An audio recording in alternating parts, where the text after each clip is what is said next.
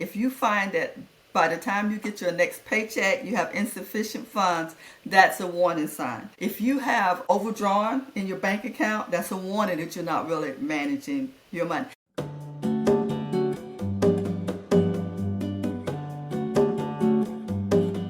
Hello, Rooted and Rising. My name is Lamisa. My guest today is Regina Lewis. She is the owner of Brightway Planning.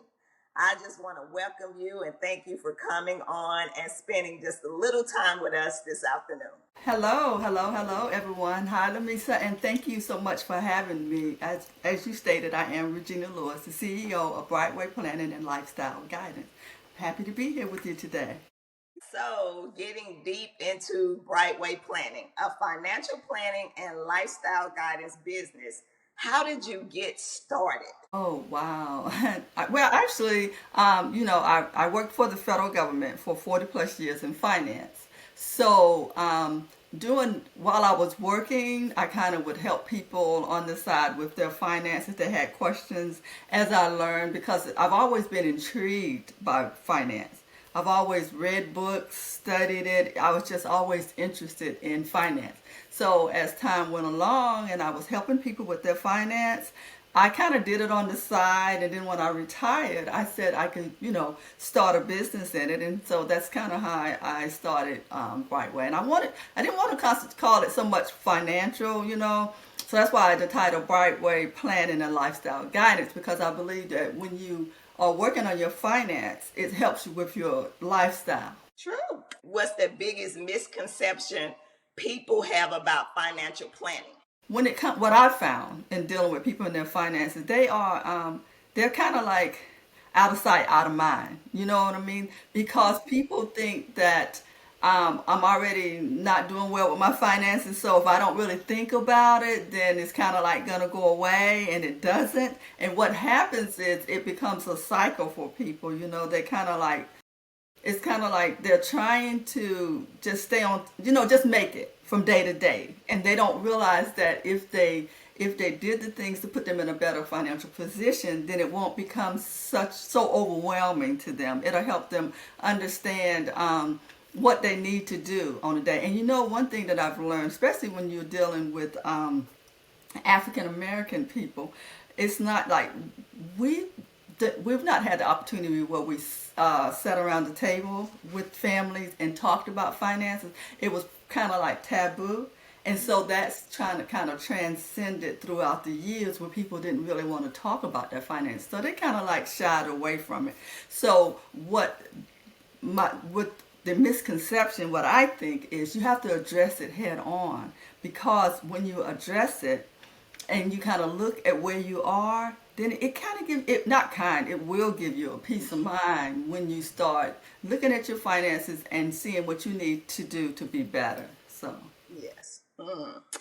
So, when you're invited to speaking engagements, what's the most asked question? what do they have to do to get themselves in a better financial position? Because, like I said, a lot of people, they don't want to do the budget, they don't want to do the work, and you have to put the work in. Don't look at a long term perspective, because that makes it overwhelming for people. Look at it in the short term. And what you do in the short term will make you put you in a better position in the long term. So I tell people when they ask, what do I need to do or what can I do to facilitate the process? First and foremost, you have to look at it. And I say people don't like the word budgeting, but really, you have to look at your finances. You have to know what you have coming in and what you have going out. Because a lot of people, believe it or not, think it's in their head. You know what I mean? That they can manage it in their head. But if you put it on paper in black and white, and if you can see what where your finances are, because we're in this society, as you know, today, where everything has to be instant. So, but if you do your budget and you know how much money you have, then when you're making purchases or you're considering things that you want to purchase or buy for yourself, then you'll know exactly how much money you have, and you won't put yourself in a negative state. Escape to Hot Springs, Arkansas, and reconnect with yourself at our Feed Your Soul Wellness Retreat happening April 29th. Imagine yourself surrounded by healing waters, expert guidance, and a community dedicated to real wellness. This is your moment to root and rise. Just lock in your spot and save with our early bird registration. Opening November 1st through November 30th. Set your clocks as there are limited space available. Now, back to the episode. All right, so that goes right into my next question of getting for someone just starting out with a limited income. What's the single most important financial habit that they should focus on first? I got to say it again. I can't say it enough. That's budgeting. If you have a small amount of money, then and a budget doesn't have to be something real complicated. Just write down your income and your expenses because you have to know where your money is going. So when you write it down and you look at it, then you'll know where your money and you can control because see, if you are doing this, you're in control. Really, you're controlling your finances and personally what you do. Don't let somebody else be in control of what you do. When I say that, I mean if you don't know where your money's going, then someone else is going to control it. Meaning you're going to put yourself in a negative capacity, and you find yourself without enough money to make your ends meet from paycheck to paycheck because a lot of people, a lot of us live paycheck to paycheck. And so by doing your budget, that helps you be able to get yourself out of that mode because like I teach and I've written in my brochures and books and things is you want to break that cycle. You want to break that cycle and build a legacy, not just necessarily for yourself, but for your children or even your grandchildren if you have them, or anyone that you want to leave your legacy to when you're no longer here, if you choose to do so. So, what do you think about these apps out now? I think the apps are good, but I don't think an app is really a place that a novice should go to. If you're just starting out, I don't think you need an app. All you need is an Excel. And even if you don't know Excel, pen and paper, get a pen and paper and just write, make yourself a column on it, income and expenses. But now because really when you budget, it will become second nature to you. Because I know with myself, I do my budget from January to December because what I've done is I know what's coming in and what's going out and what I'm going to be spending every month. Now, I'm not saying that that's cut in stone. Things change. That's why you're doing your budget. But it will become second nature to you. Now, when you get really good at it and you put yourself in a good financial position, I do think you can look at the apps because some of the apps are tied to bank accounts so that it will actually be able to alert you when you're in a certain state or whatever like that. But to me, you don't really need it now, and definitely don't pay for it. I'm not an advocate of giving away money. What type of apps there are out there to use for budgeting? Well, I don't know them off the top of my head, the name of them, but when we're talking about an app, we're talking about something you download on your phone that will kind of manage your funds for you. So what happens with the apps? Because I don't use them because I'm a pen and paper or an Excel person. I love doing my stuff in Excel because I have it readily available. But an app is something that you can. Some banks offer them, some online, and some entities offer them too. But they're online. It's basically an online access where they will look at your. It kind of looks at your spending habits and what you spend your money on, and it'll kind of manage, help you.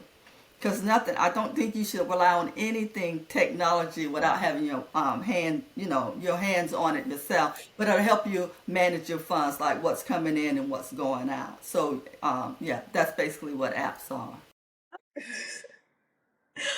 What are some early signs someone's financial foundation is unstable? Good question. That's a good question. Now, an early sign would be if you're not making ends meet. If you're not making ends meet, if you find that by the time you get your next paycheck, you have insufficient funds, that's a warning sign. if you are someone that if you have overdrawn in your bank account, that's a warning that you're not really managing your money. And I'm not going to be too hard on you and say you're not managing your money, but that's a warning sign that you need to start relooking your situation to see what's really going on with your money. So at the beginning stages, what can they do to turn it around? Okay, what can they do to turn around? Now, some people would say contact a financial advisor. Well, financial advisors, nothing against financial advisors because they give good information, but to me, what you need to do is stop. First of all, relax and just, write down. Again, I can't stress it enough. You know how much money you make. You know how much money you have coming in. So you need to look at what you have going out. And sometimes you have to make hard decisions. You may need to maybe stop, cut off your cable bill. And I know a lot of people say, I got to watch this show and I got to watch this show. But if it's costing you money, you might need to, you do need to relook that and cut out some unnecessary expenses. And if you're a person that's got to have that latte from the coffee shop around the corner, you got to pull back on those expenses so you can see exactly where your money is going. Because like I said earlier, if you're pulling out your credit card or your debit card and you're just spending, and you think, and then when you look at your bank account and your bank account is in the negative, then you need to stop and relook and then just see exactly where your money is going, because you're in trouble. I gotta point out too that in this economy that we're in now, it's not easy for people. It is not easy. So really, you want to set yourself up for success. So I suggest to people that you look at your budget, and if in some kind of way you got to start a savings. You got to be able to save something. So if you look at your budget and you're spending, you have to pull back so that you can start saving, because you got to save for a rainy day, because something's going to happen. And when that catastrophic or that event happens and it sets you back further and you're already in a negative, it's going to really hurt. And then you're going to start trying to borrow money from Sally, Sue, John, parents who are probably also struggling, sisters and brothers. And it's not a good feeling. And I know it's not a good feeling for individuals, but you can do this. We have to make short-term changes so that we can put ourselves in a better financial position. I like when you said short-term changes. So how should people approach building an emergency fund? The savings Okay. account, or yeah. Right. I tell people that, savings accounts, you don't really make a lot of money off of your savings. It's like pennies on the dollars. I tell people, a money market is a savings account. And I really stress a high yield savings account. And if you're in a position that you can, I even suggest people look at a certificate of deposit, which people refer to as a CD, at a bank or a financial institution. It says to save 3 to 6 months of your expenses. That's what you should have in your savings account. Now, I am an advocate for that. And I think you go longer than that if you can. But if you're starting out, I think you start out at least between $5 and $1,000 in a savings account. Now, and why do I say that? Because once you start hitting those short-term goals, like I keep speaking about, then people start feeling like, they sit up. Really, they do. They sit up and they breathe now, and they say, hey, I can do this. So when you see that you have a little money in reserve, it kind of makes you feel better and good about yourself. And then as that money begins to grow, so I think you start out and try to get at least $5 to $1,000 in a savings account. That's just your regular savings account. Now, once things are going well and you're on that roll, so to speak, and then I think then you increase it, because the ultimate goal is the 3 to 6 months of your monthly expenses that you should have saved. Now, when you're talking about that kind of money for some people, because that's a lot of money for some people, I suggest you put it in a CD. And why do I say a CD? Because if you have it in a high yield savings account, a money market, or savings, you can easily get your hands on those money and there's no penalties. Mm-hmm. But if you put it in a certificate of deposit or a CD, you talking about saving money in a long term, and guess what? They're paying you for having your money in that bank, so you can make money off of that. And so recently, I was talking to a friend of mine, and she's a retiree, and so when I first retired and I came home and I was trying, I'm talking to everybody, trying to get everybody in a good position, right? So I was talking to her, and she does very well, and she was saving. She had a small amount of savings. So I talked to her, and it's been almost 3 years, and I talked to her, and she said, Regina, I've met my goal. And I said, you did? She said, yeah, I did my CD like you told me to do, and I have my goal. She said, so what do I need to do now?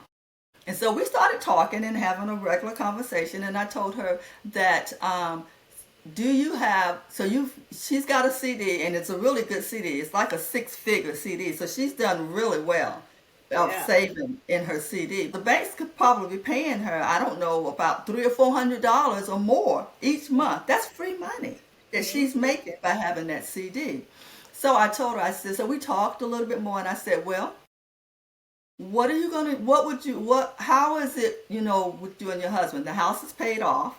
And I said, because, and she's a little older. And I say, what does it look like, for you and your husband, God forbid, if, God calls him home. And so we were talking, and she told me what they had in place. And I said, well, now what I suggested to her, I said, I think your next goal should be to do a year, because when her side, if something was on his side, if something happened, she would only have a pension for a limited time. So I said, why not go ahead and get your savings for a year, you Mm-hmm. know, and since you've already got this nice size healthy CD, get your savings for a year. And she's like, yeah, that's a good idea for your expenses. So take your expenses that you have each month and then put that in account for another year. Not your CD. Continue putting your CD, because there's no reason why you shouldn't put it in your CD, because they're paying you a lot of money on it.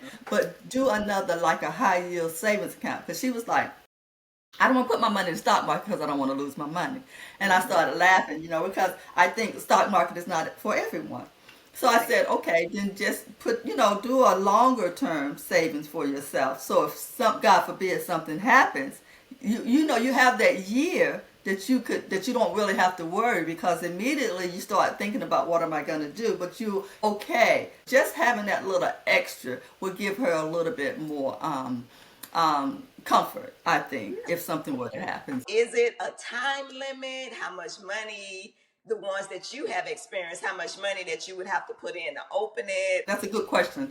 Now, because a lot of people think they got to have a lot of money to have CDs, but you have to do your due diligence and do your homework. You can open a CD with $50. Some financial institutions will allow you to open a CD with only $50.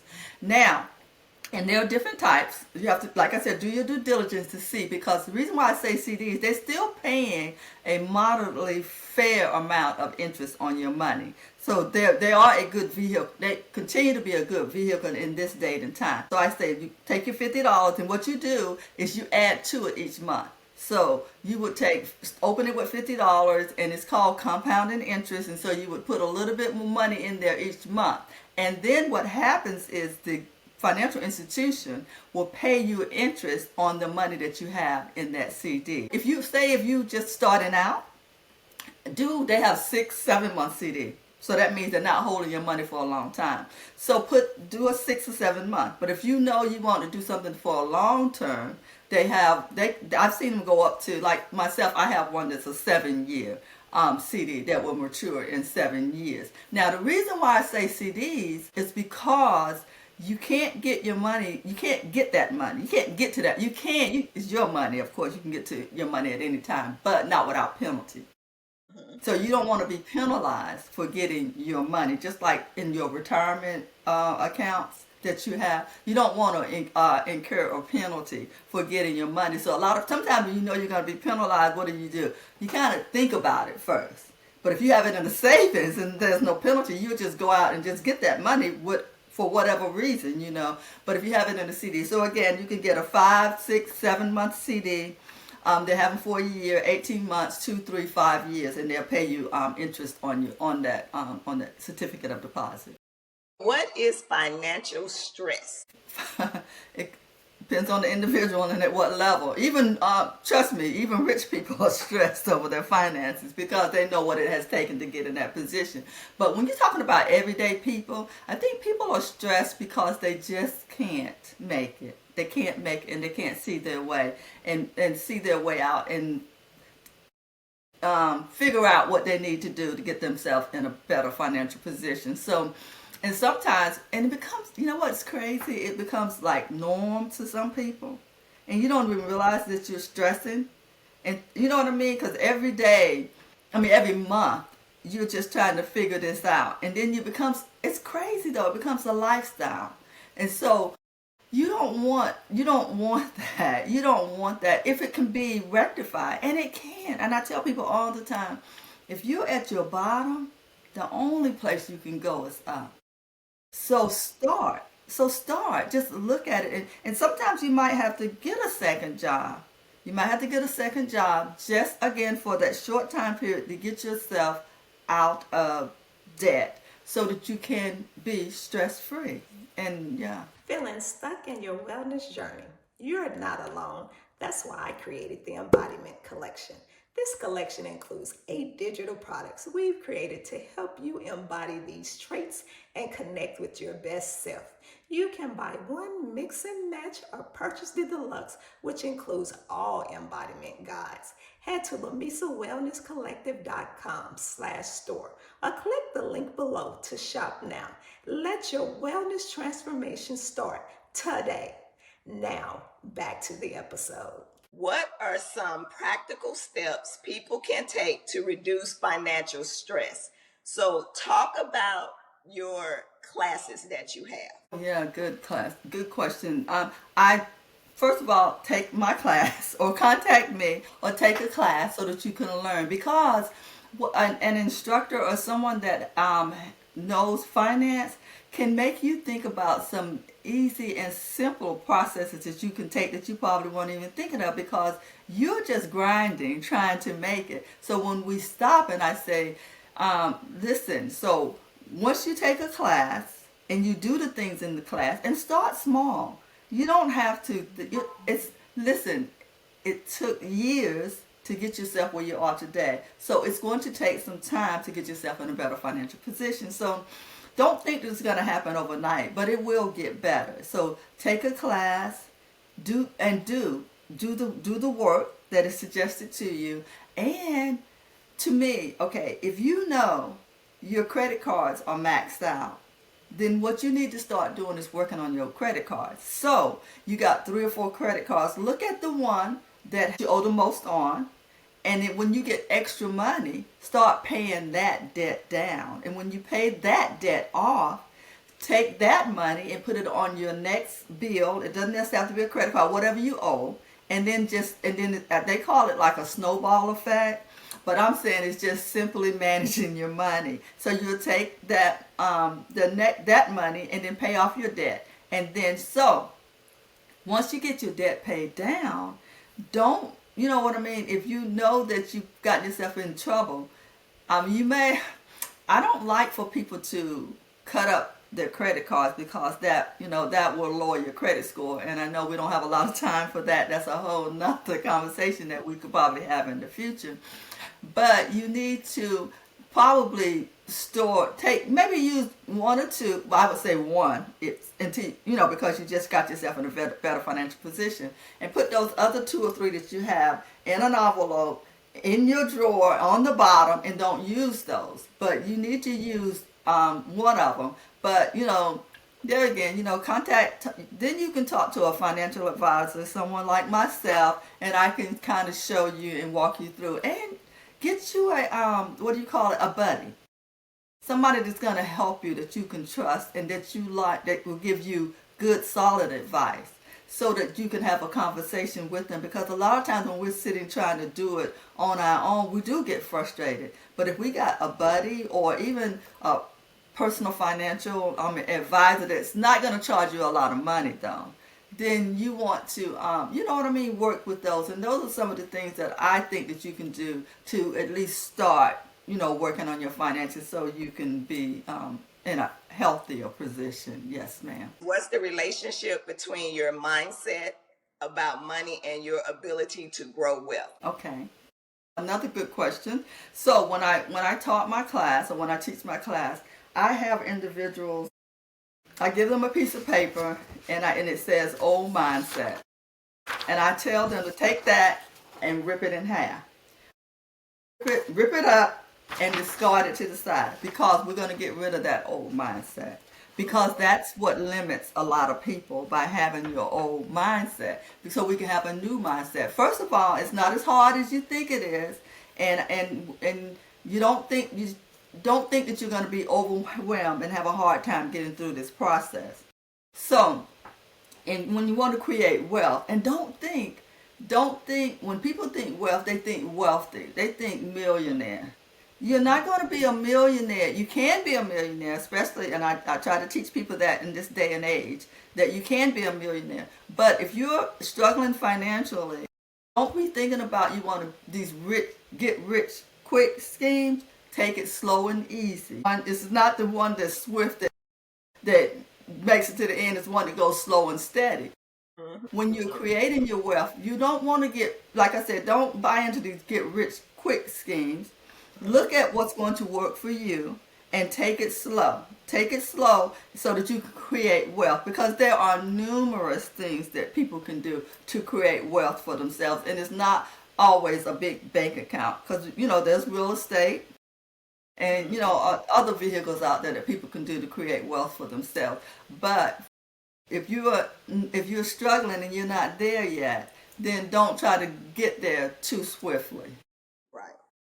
Okay, let's talk about, what does generational wealth mean to you? Well, like I stated earlier, we didn't sit around the table and talk about wealth. My parents didn't say, and my parents, they struggled like many parents did, just to make a living, because there were 8 of us, 8 children. So that, it took a lot to get there. So generational wealth to me, is leaving a legacy behind for your children or your grandchildren or even your cousins or your friends. Now, and it's not necessarily leaving them your home and your money in your bank account. To me, as a personal financial advisor, my thing is, when you talk about generational and wealth, is knowledge. Teaching people what they need to do to Yes. be able to manage and grow their own personal finances. Because you can't always count on mom and dad and others to do the work for you. So I think if people will, get educated, financial literacy is a real thing. It's a real thing today. And get educated and learn and put in the work. To me, that would create generational wealth, because you can lose money, but when you have the knowledge, nobody can take that away from you. They can't. They can't. So, just by you talking about that, a good first step to someone with no financial legacy to start building wealth for the next generation, what would you tell them? Well, first of all, do your work. Look at your finances. If you to start, where are you? What do you have? What are you actually bringing to the table? So look at your personal financial position, and then if you want to, because I think that I used to think with the present economy, I mean, God only knows, that's who we rely on. But I used to think that you could, I lost my train of thought. Every time I think of the present economy, it kind of, my thought just went out the window. But so with an individual, how they would start creating their personal wealth is once you look at your finances, and again, if you do some of the things that I've already mentioned, start saving, because you got to have some sort of saving. And then when you're going to save, because a lot of people, if you want to buy a home, if you're a first time home buyer, there's a wealth of information out there. Are a lot of programs out there to assist you with that, but you have to do the work to get yourself in a position so that people will be able to assist you, because you can't come to the table with nothing. You can't come to the table with nothing and thinking someone's just going to help you and do all the work for you. So if you want it, you got to look at your credit, you got to look at your finances, and then you got to look at your bills so you'll know what you can afford. It's pretty interesting to me that sometimes my daughter, who's a real estate agent, tells me people come to her and they want to go look at a $250,000 or $300,000 home, but they haven't been pre-qualified. So we have this conversation. I say, well, how do they know they can afford that? And she says, you're right, Mom, because I really don't want to go out and show people something that they can't afford. And I bring that to the conversation because once you know what you can afford or what you can do, then you'll know what avenues you should be pursuing. Because, I mean, there's help out there if you need it, but you don't want to go and get a big mortgage and you can't afford that mortgage. So true. So you want to do the things that's going to help you Hmm. be able to, start generating the wealth that you want. And if you have, we talk, if statistically, if people have something and an event that happens, they can't even afford it. So to me, get that small savings set up, and then grow. So you, because, and some people don't even think about even retiring. You don't want to work all your life. You don't want to work all your life. So look at the things that's going to help you so that you can help others and become, I mean, they say become a lender, not a borrower. um, to me, you don't want to lend out all your money either, because you don't want to give away your money. To me, it's better to show people how they too can be in a better financial position. That's Right. what I think. So I know, and because we know one another, that you had a round table with your family. So just tell us a couple of things about that. Family's hard. Family is That's hard to deal right. with. You know why? I think with family though, it's because they're a lot of things they've been taught are not, that they have not been taught. They're not changed. Family's Hmm. not willing to make the change. That's Hmm. why it's hard. Now, but I keep riding them, and they call me because they want free advice, and that's fine. That's fine. I'll go with it. Really, honestly, I've seen a change. They call me. They say, Aunt Regina, I'm paying my bills on time, and you think that, and in my mind, I'm like, well, you're supposed to. But then I go, yeah, yeah. You know what I mean? Because that means something to them when they're paying their bills on time. Or they'll say, I got some Yes. money saved and stuff like that. And they're happy about it. But family's hard. And because Yes. it's so, it's tugs at my heart. I try not, I have to make sure it doesn't consume me, Yes. because I want the best. I do. I want the best. And I can see that you do the best, but it all starts with the mindset, like we were talking, changing that mindset. But family's hard, Yes. but you can't stop. You can't I stop. know. Okay, so while we talking about family, so what inspired you to make a children's book? What? Right. You know what?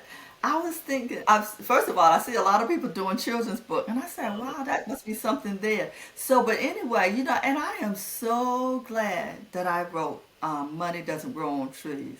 I get so much positive feedback, and I think because when we talk about breaking cycles, building legacies, I Hmm. think children, it has to start younger, because children are so smart, and because of electronics, and they can figure it out. So I said, let's just help them start early.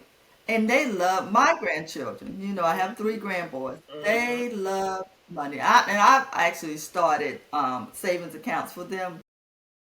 And so they'll say, like, Grandma, how much money do I have?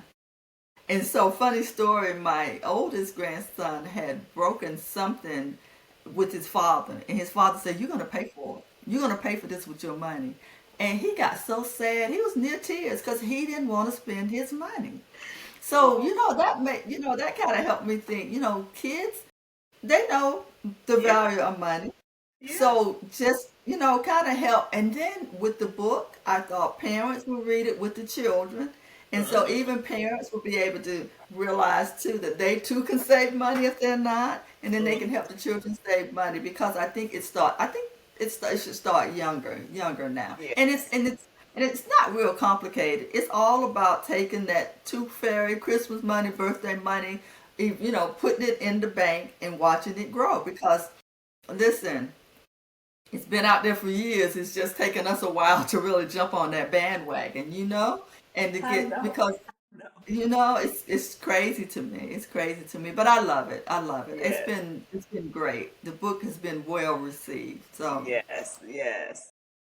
And so parents, what age group should they start, teaching their children about healthy money habits? oh my gracious, I would say like well, they know about money at at an early age. My grandson is 3, so get him a piggy. I know 2 or 3. Get them a piggy bank and put their money in a piggy bank, and don't make it so all consumed. Make it fun. Make it Yeah. fun, and just Hmm. show them save your money. We got this money, and sit down and have those conversations. Have those conversations so that kids will learn. So I think early age is good. I think they're Yeah. inquisitive and they understand. They really do. Hmm. And I love the title of your book because I'm like, our parents used to always say that money don't grow on trees. So it's so catchy. It's so catchy. I love Thank that. you, So thank you, why thank did you. you why did you come up with that title? Because it's true, like you just said, it doesn't grow on trees. Because I think too, like when you think, especially older kids, they like larger things that cost a lot of money, and your parents over here working hard for this money, and they think that it's just money, easy come, but it's not so easy. So I thought that title, like you said, was really catchy. Money doesn't grow on trees. You got to work for. You got to do the work. You got to You do the work. you do, you do, you do. What role should personal values play in financial planning? Personally, when you have values, ethics, and things like that, so you want to have good values because good values, when you talk about that, you want to be solid. Is that if I can put it in that perspective? You Right. want to have a solid perspective. I'm saying so. You want to treat it like it does have value, like it's valuable, excuse me, to you internally. You know what I mean? So if it means something to you, then it's going to make you do better with it. You know what I mean? If it means more to you. So when you talk about something having value, then that to me, I think it only enhances your personal financial and the achievement of your goals. True, true. So if you could give one final piece of financial advice to the audience, what would it be? Start. Start. Do something. Do something. I can't tell you how, even when I talk to people or have a conversation with people, they're just afraid. They're just afraid to look at it. And embarrassed, should you say? They're embarrassed because it's talking about money and finances and has not been a conversation that people have had. So they don't want transparency. That's the word I was trying to think. They Hmm. don't want you to know where they are financially. But to me, my guidance to people is just start. I'm telling you, if peace of mind when with financial wellness, Right. health and wellness, when you have peace of mind and you don't have to have a lot, live within your means. You don't have to have a lot.